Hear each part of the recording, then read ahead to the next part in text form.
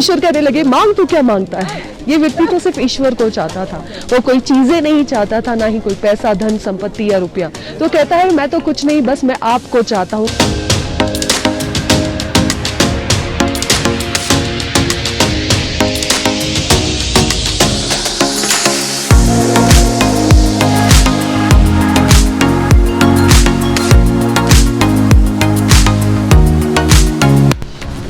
Great morning my friends, this is Sonia जडाजी Singh, motivational speaker. और आज मैं आई हूँ स्विट्जरलैंड में और यहाँ पे हम गुम्फू माउंटेन पर।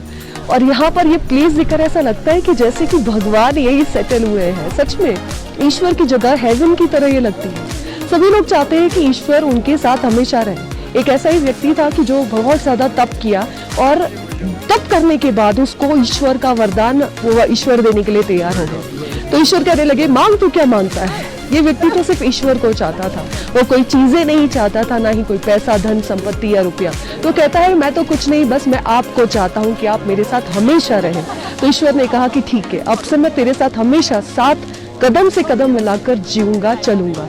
तो उस दिन से ही वो जब देखता, हमेशा वो नदी के किनारे जाता, और नदी के किनारे जाता तो साइड में रेत जो रहती समुद्र के किनारे की, वो उस पर 2 फुटस्टेप्स दिखते, खुद के तो दिखते हैं, उसके साथ गॉड के भी 2 फुटस्टेप्स वहां पर रहते। मतलब ईश्वर हमेशा उसके साथ ट्रैवल कर रहे थे, वो जहां भी जा रहा था।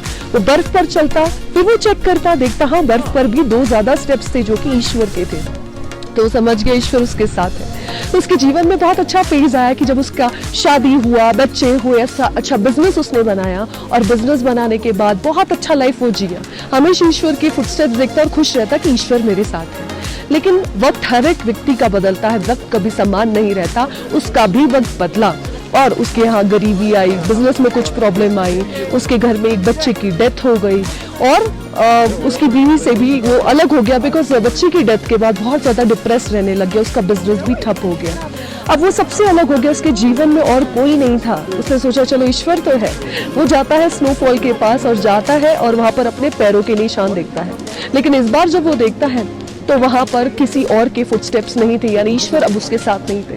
वो भी हंस पड़ता है कि अच्छे समय में तो ईश्वर भी मेरे साथ थे, लेकिन आज बुरे वक्त पे ईश्वर ने भी मेरा साथ छोड़ दिया। और ये सोचकर वो बहुत दुखी हो गया।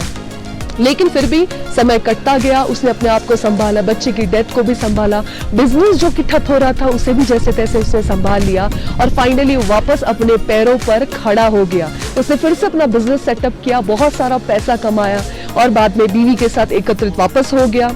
उसके बच्चे भी अब खुश रहने लगे जो बचे थे। और बाद में अब स्नो के पास जब जाता है, देखता है फिर से 2 फुटस्टेप्स उसको नजर आने लगे जो कि ईश्वर के थे। तो हंस पड़ता और कहता है हे ईश्वर, जब मेरा बुरा वक्त था तो मुझे छोड़ गए और आज अच्छे वक्त में फिर मेरे साथ आ गए। तब ईश्वर से कहते हैं हे मूर्ख, कि जब तुझे लगा मैं तेरे साथ नहीं हूँ, तू मुसीबत में था, तेरा बच्चा मर गया था, यहाँ तक कि तेरा बिजनेस ठप हो गया था, तेरी बीवी तुझसे अलग हो गई थी, तुझे जो 1 फुटस्टेप तेरे नजर आ रहे थे वो तेरे थे ही नहीं।